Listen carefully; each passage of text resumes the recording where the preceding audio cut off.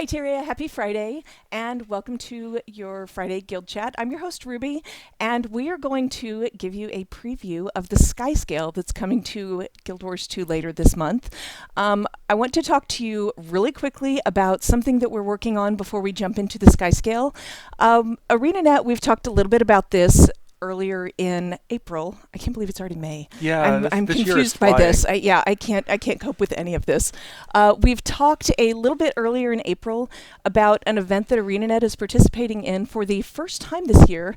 We're participating in Mox Card Kingdom's gauntlet for charity this year, and I've got one of the Guild Wars 2 devs on to participate in this.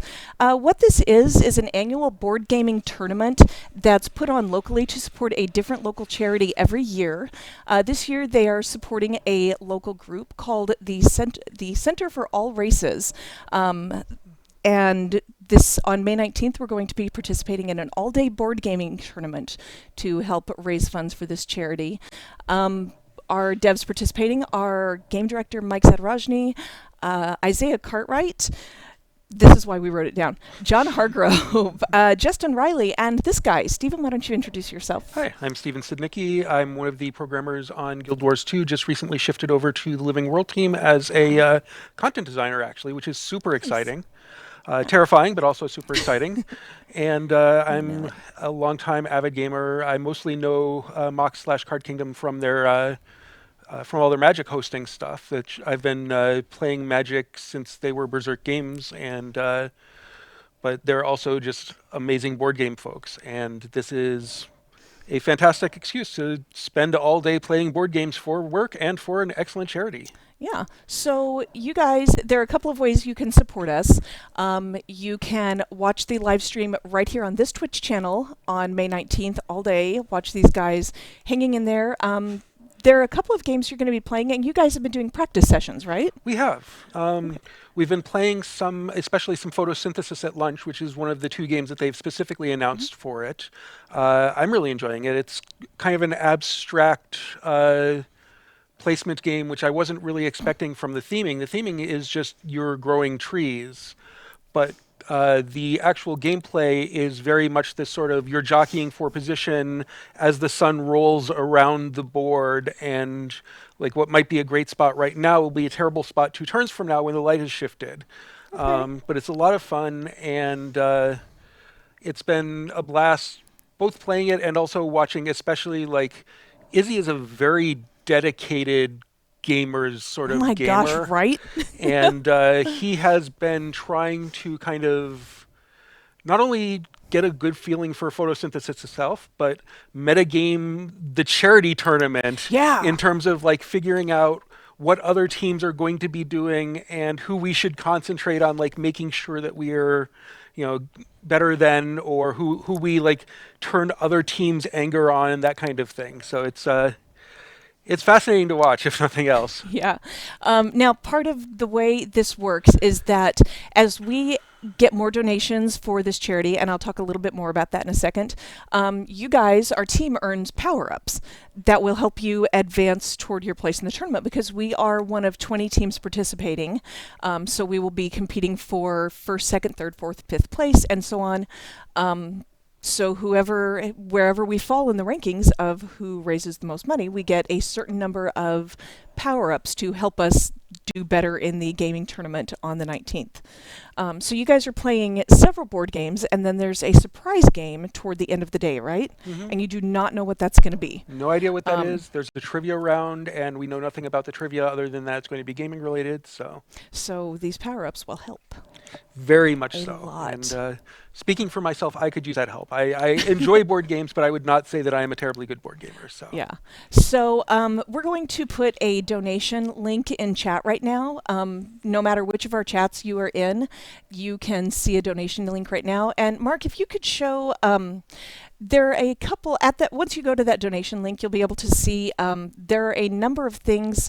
The charity shows what kind of things you'll be providing, whether it be after school programs for local kids, whether it be long-term after-school programs, some adult mentoring for local kids. There's a lot of good things that these charities do to help out our local youth. So we really appreciate that Mox is spending time working on this to support this charity. And we really appreciate that you and the other guys are pitching in all of your time up to and including the 19th.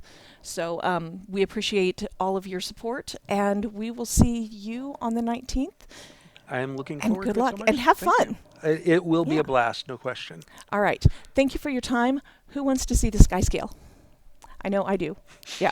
All right. I will let you get back to work. You guys stick around for just a minute, and we will be back, and we will take a look at our newest mount.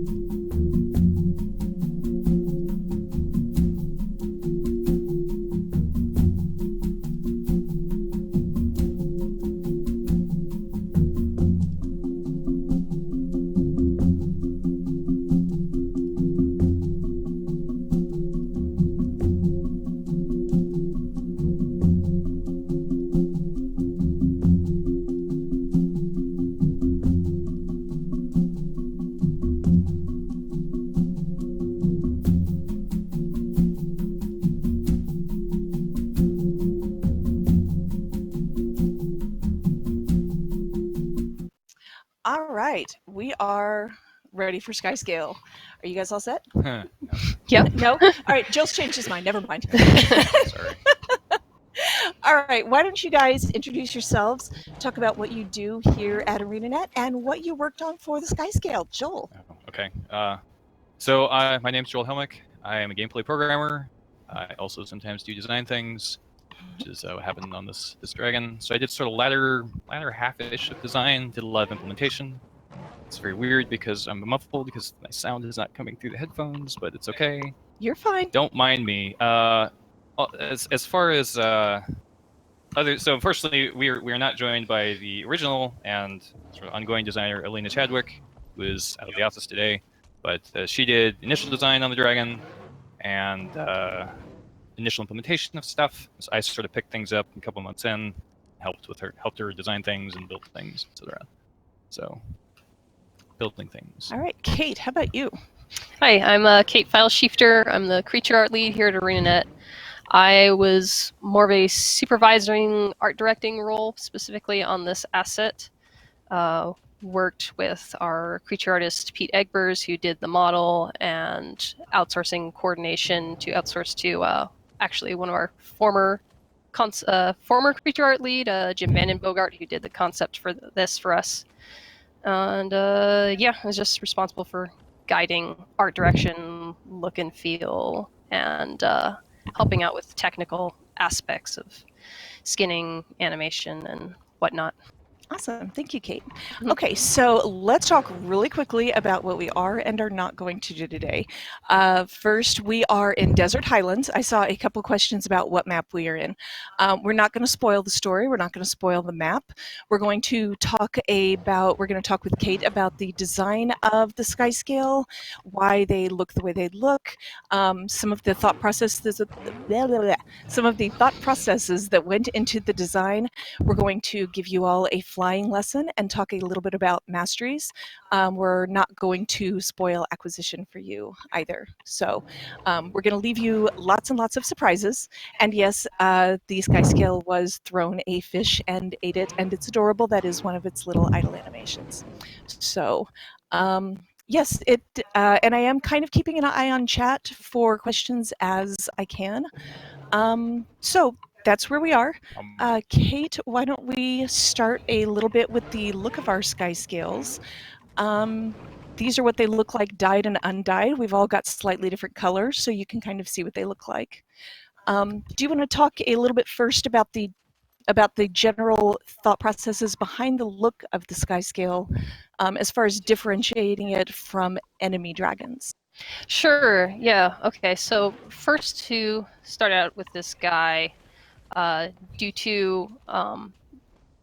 primarily due to time constraints with teams working on other living world content, we wanted to start testing stuff with a pre-existing rig. So we tried working on the Griffin rig to start, just to see how this might even work out, if at all.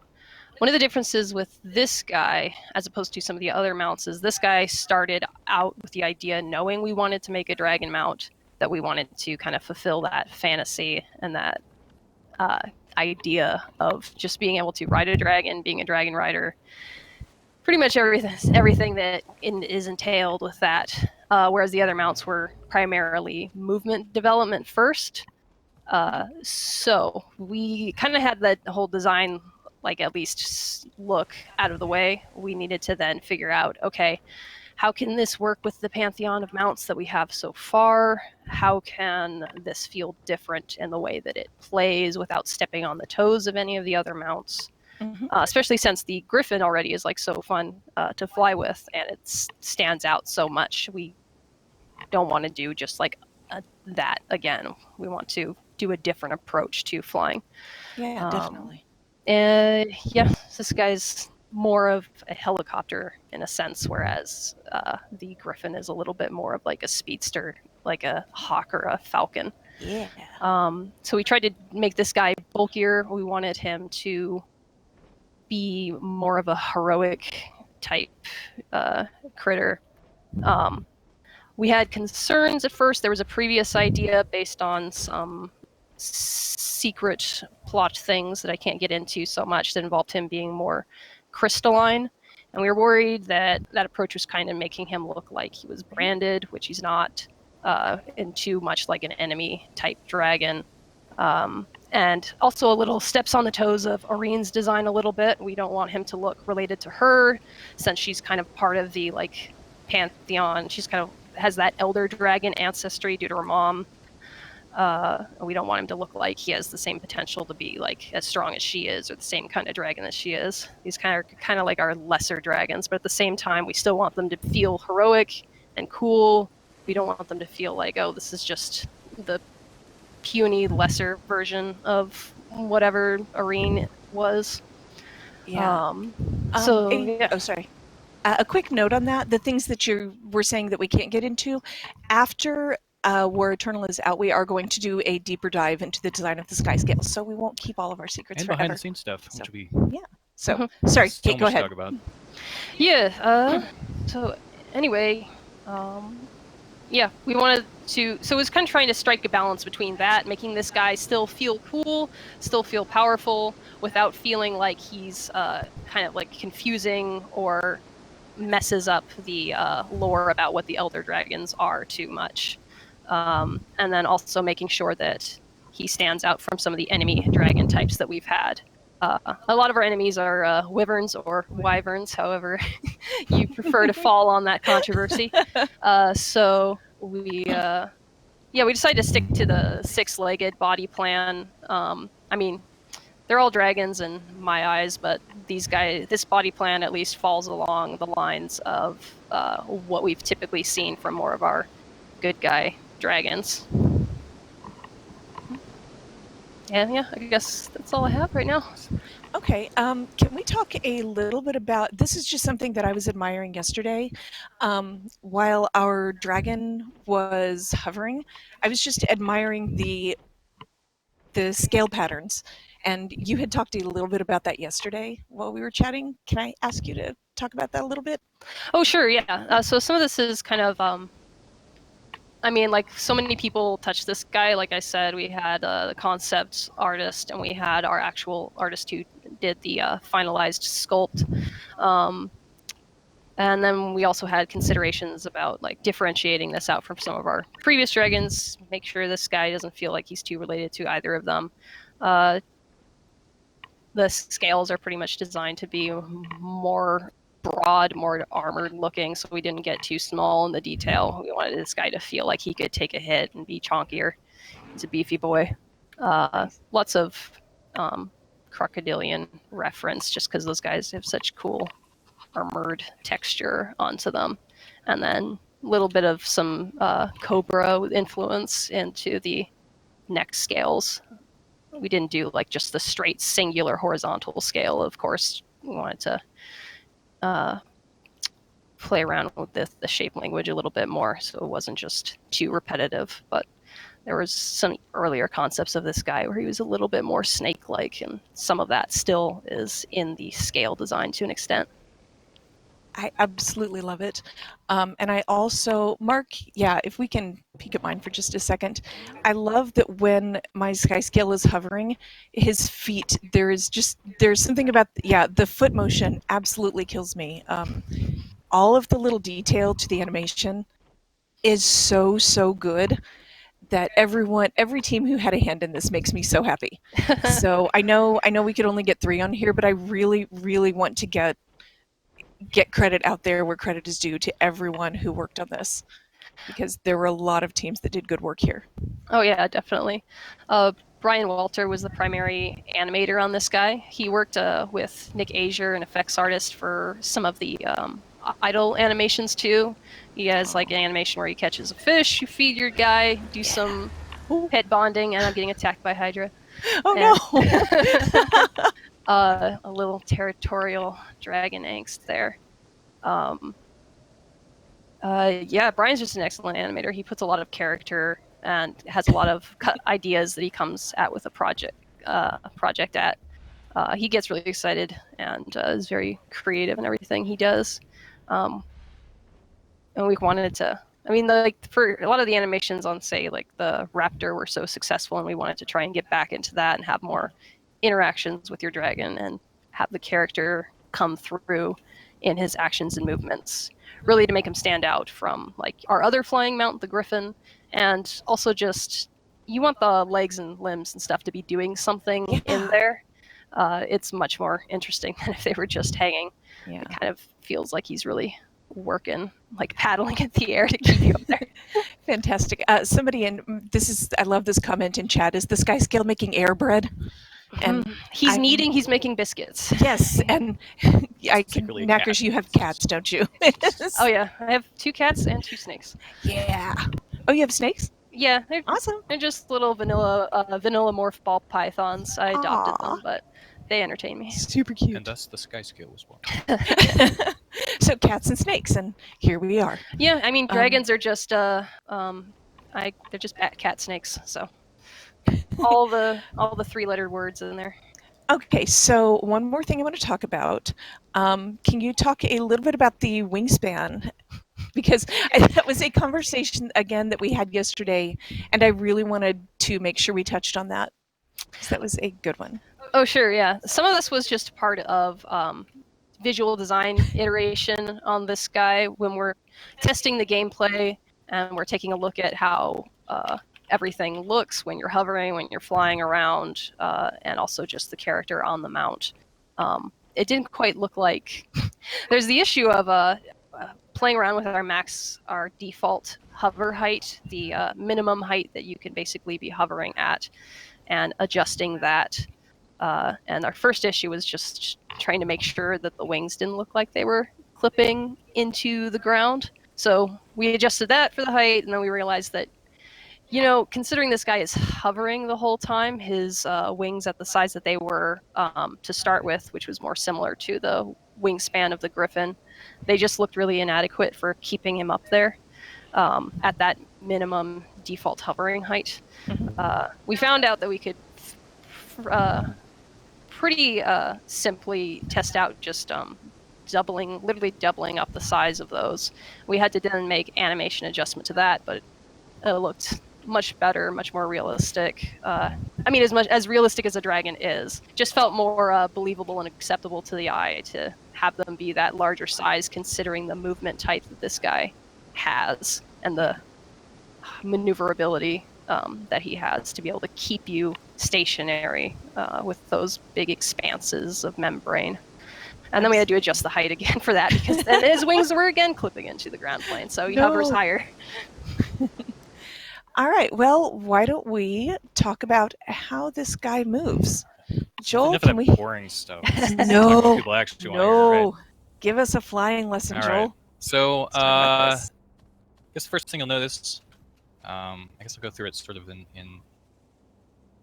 some kind of order. I don't know, I'll come up with something. So the first thing you notice is that it's got, unlike most mounts, it's got 2 gauges. So normally, like a Raptor or something like that, there's just the 1 gauge, which is his jump energy. Dragon has 2. So what's going on here is that this is still an energy bar. This lower one called like dash juice or something, and then the top one is flight juice, because we don't have a real name for it. What that does is it shows you approximately how much you can keep flying. Except it's not a time; it's based on a difference between.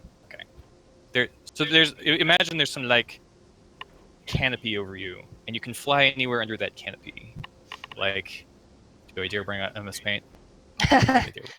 Okay, so all right. Imagine that here's the ground, and here's your dragon, and then there's like this cylinder around you, and you can fly anywhere you want in the cylinder.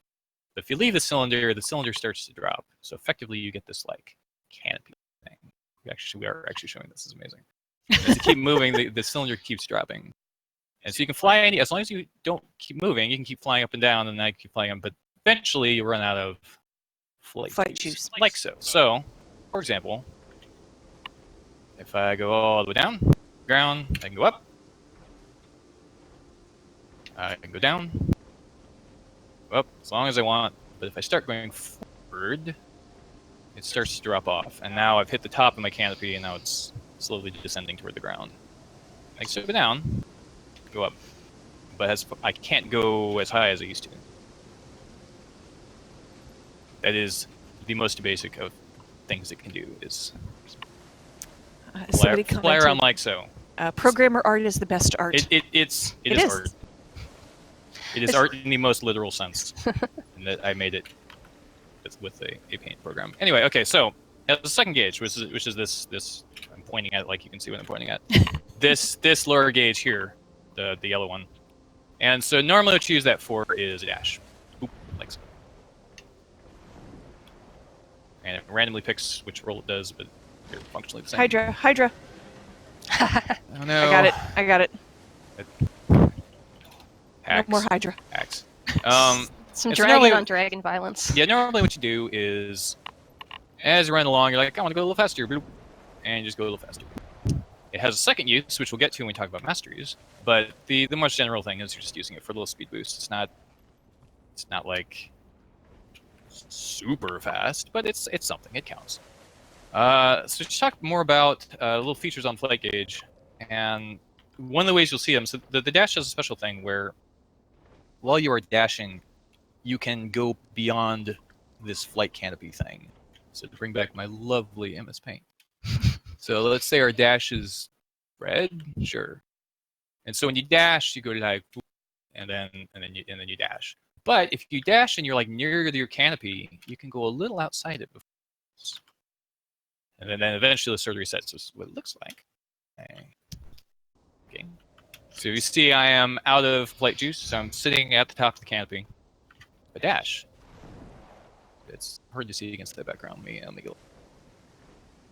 Try it again. If I... Also, if you notice when I hit the ground, flight juice resets. Like, comes back because you've hit the ground. Anyway, so here, and I dashed. You see this little brown little doohickey. Do it again. This little brown There bit it that is. comes in from the right side. So what that's showing you is that's how far over the canopy you've gone. And that got added as a way to solve... There's a confusing thing that happened. People would see that they were out of energy. So like if I'm here and I'm out of this flight juice, and sometimes you would descend, and sometimes you would sit still, and people were very confused. Well, why is it doing one thing versus the other? And the difference is, I'm getting a lot of mileage out of this thing. If you are, let's do, blur. So you could be sitting here, in which case no problem, you don't descend. But you could be up here and also out of energy, in which case you'll descend back down to the top of the canopy. And so as long as you're in this region here, that little thing from the right side fills in, saying like, hey, you're going to drop. Once you're out of energy, you're going to descend. So that's what that means. In case we're like, what does this mean? That's what it means. Other neat things. So something we played around with the Griffin way back, which was the ability to manually control pitch. And we found that it was actually very hard. So I keep like getting ahead of myself. So like the original prototype of Griffin had full aim the mouse down, you dive, aim the mouse up, you climb. And the problem we found was because the Griffin's min and max pitch were so steep, it was very hard to see where you were actually going, especially when you pitched up, you just can't see sky. What's going on? Mm-hmm. But with this guy, because it's not using the dive to accelerate, it doesn't have like a Oh no. No. We'll just pretend that's not there. Because doesn't have a like dive and accelerate mechanic like Griffin does. Alina's like, you know what we can do? We can bring that sort of pitch control back, just with a lesser cone. So if you notice, let me get up some more level higher. Get up onto this thing, the jigger. Oh yeah. Go up. So if you notice, I can aim up. I can aim down. It's only about 30 degrees. But it's just having a little neat extra degree of control. If you're like, well, I don't want to descend. I just kind of want to get over there. And sort of precisely, I can land on this thing up here. I want to get up on this thing up there. It's a little minor thing of control. But it's useful when you dash, because the dash will go in the direction you're aiming. So if you like up, we'll dash upwards. And you can especially see how far over the altitude cap you got there. So if you start from the bottom, you kind of dash up. You get higher than you should be, and stay there for a little bit. Anyway, so that's baseline. Well, there's more. It's not useful yet. The other thing you can do is you can stick to walls. I'm sticking to a wall. Is this useful? Not until you have a mastery. But if you want to just chill in Lion's Arch and just hang out on the walls and stare at people and judge them, that is the thing you can do. But when you have the mastery. Yeah, well, we will get to masteries. So let me find a good cliff. It's a good cliff. Okay, what? This is where you learn how close our geometry actually is, like visible in actual collision geometry. Sometimes it's not perfect. Anyway, the point is, stick to walls. So I think we want to walk through masteries. Yes, go for it. So I'm just gonna be talking a lot. I think I do. How convenient. Skyscale mount. There are 3. So the first one, much like Griffin, you can mount this thing in the air. I will demonstrate as such. So if I go over here, and I get off the dragon, and I start fire, and I go, I'm on the dragon in the air. Pretty simple. Second one. So it actually doesn't have anything to do with flight mechanics specifically, but it's quite useful. Oh yeah, we need to do that. Yeah, well, fortunately, there's one right here. That's why I parked this here. So Alina, among the many things she worked on, went and added a bunch of these. We call them flight paths internally, but they're these like rift repair things, and to like almost all the maps in the game. Some maps have several. It was probably a huge pain. So I'm going to cheat up here because I'm a big cheater. She is a rock star. I'm a cheater. And so if you notice this little glowy thing here, like, what is this glowy thing? And because I have mastery, I can go fly into it, and it goes and glows. And then shoots off a thing. It says, go this way. I'm like, let's go this way. And if you'll notice, while I'm going through this, watch my flight juice gauge, the green bar. And every time you get energy, it fills.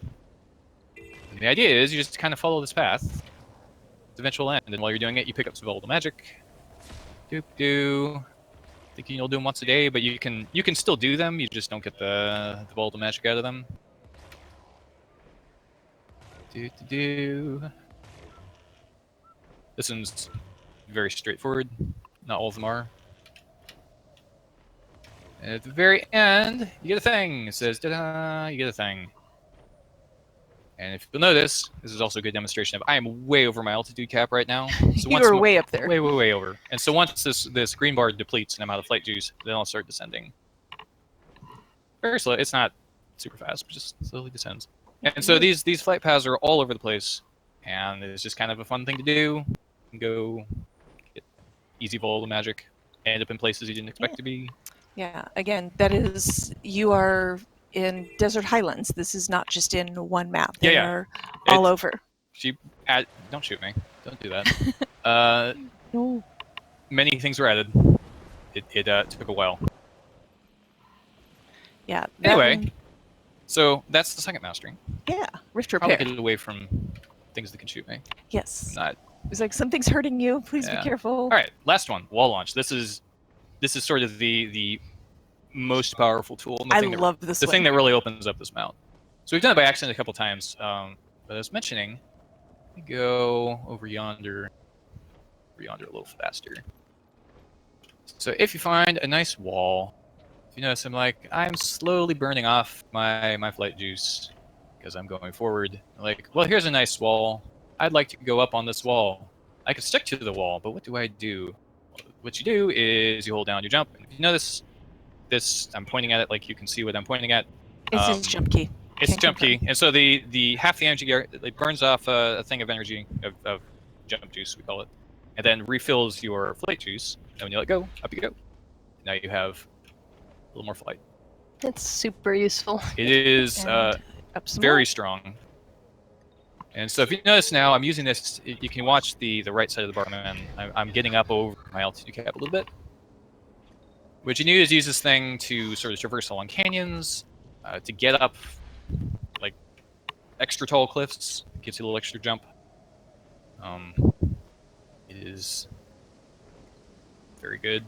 If I bring back my super overloaded drawing, so let's go the other direction. So if I have been traveling this way and I'm traveling this way, and now my flight cylinder-ish thing is over here, but I pick a orange, I don't know, and so I jump. I hit a wall and I go, I'm gonna jump, and I jump up here. What happens when you have something that gains flight juice, for example, those the energy things in the flight path before, or jumping off a wall, it'll try to push the cylinder back up as far as it can.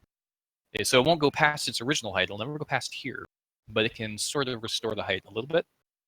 What that means is, if you're traveling a long distance but you have a lot of canyon wall to work with, like this example, I can just kind of keep going along this wall as long as I've got energy.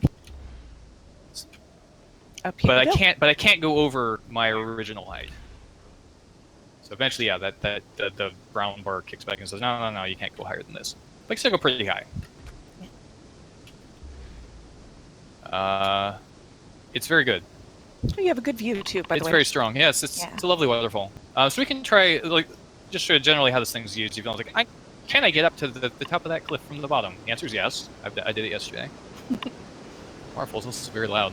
So let's start.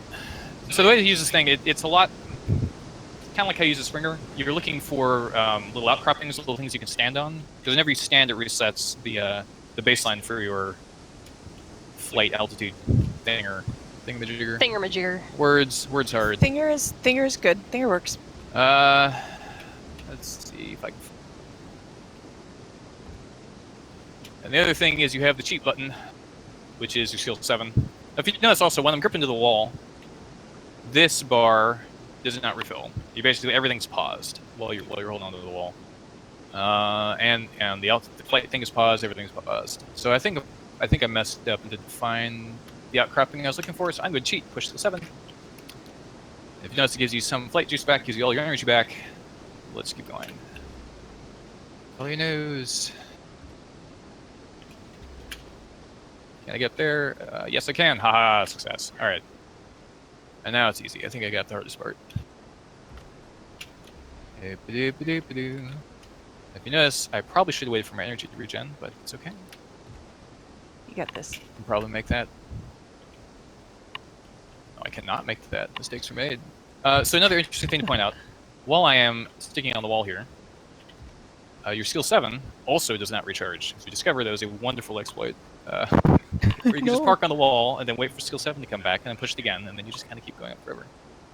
So everything just sort of pauses while you're sticking to the wall. Anyway, pretend I made it up there. I can just use this. We will pretend. The thing that you were deliberately demonstrating here is that it takes some getting used to. It's the main thing of skill with this. The main sort of hard thing to do with this is judge how high you can go with the amount of energy you have. What things can you get on? What things can you not make it to? When do you need to burn your bond of vigor, etc. It's also, if you know, it's kind of slow, like relative to Springer, which is another point I want to bring up. Yes, please. Which is sort of the, well, okay, this thing seems really good. Why would I use a Springer? Why would I use a Griffin? Well, Griffin's faster, so that's easy. All right, let's cheat back to the bottom. To the bottom, very fast. No Hydras. Hydras, no. So if I get on Springer, as part of this update, the Springer's charge speed is much faster. So, for example, if I just want to get up on this little thing here and not mess up my distance. There we go. Yeah. Nicely done. Good job, me. You notice that is a lot faster in his own live, and that is as a way to sort of keep this thing competitive and still viable in the post Skyscale world. It charges a lot faster, and so if you are running into like short hills, short little just small things to jump on, just use Springer. Works. If you have, if you need to like go up and forwards further, if you need to go up a really high cliff, or you're just worried you're going to miss, which can happen, Skyscale is much better because you can just park. Like, I'll just kind of chill here, and it's like, oh no, I misjudged. I guess I'll like maneuver around a little. So they're both still quite useful. And Griffin's Griffin. It's always going to be fast. You have the need for speed. Another thing we haven't talked about, I think that's covers most of the movement. Covers most of the movement. Are you planning on talking about the engage Yes, skill? Because you should if you weren't. That was okay. Next, yes. Cool. So the engage skill is also, I'll have many behind the scenes things to talk about on the next thing because it is surprisingly complicated.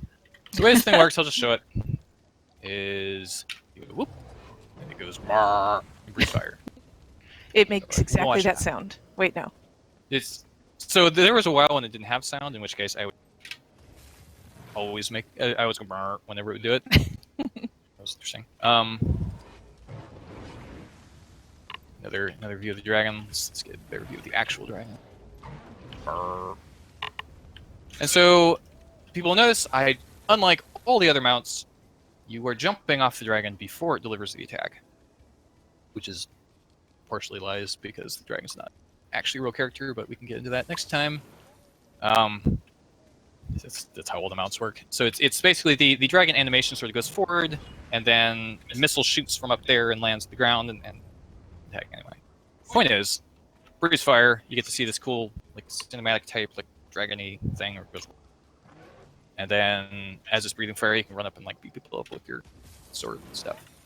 Anyway, that's the engage skill. Yeah. It's it burns things as skills do. You gotta have a skill on a dragon that burns things. Yeah, well, I mean, it wouldn't be right to have a dragon that didn't breathe fire. Like, I feel like that's sort of a requisite part of the dragon fantasies. Fire?